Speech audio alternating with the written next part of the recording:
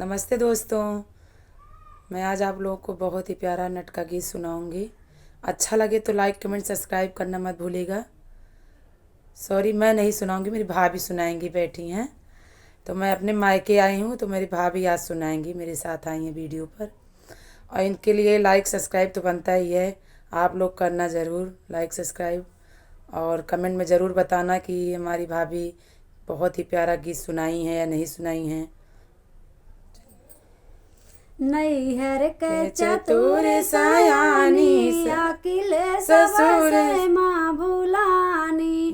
नैहर के चतुर सयानी अकिल सब ससुरे भुलानी। ससुरे में आए ससुर जी का दे के ससुरे माया ससुर जी का देखे। घुंघटा कढ़ायु नहीं ही जानी अकिल ससुर में भुलानी। नैहर के चतुर सयानी अकिले ससुरे माँ भुलानी। ससुरे में आए तो जेठ जी का देखे। ससुरे माया तो जेठ जी का देखे। रहिया बेरा नहीं जानी अकिले ससुरे में भुलानी। नैहर के चतुर सयानी अकिले ससुरे में भुलानी। ससुरे में आए देवर जी का देखे। ससुरे में आए देवर जी का देखे। नैना लड़ावे नहीं जानी अकिले ससुरे में भुलानी।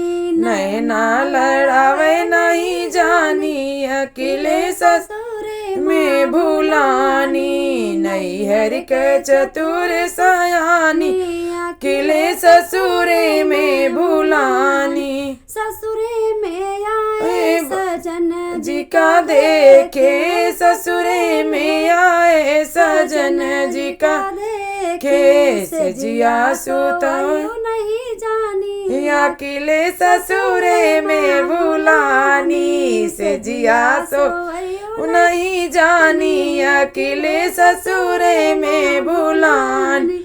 नैहर के चतुर सयानी अकिले ससुरे में भुलानी।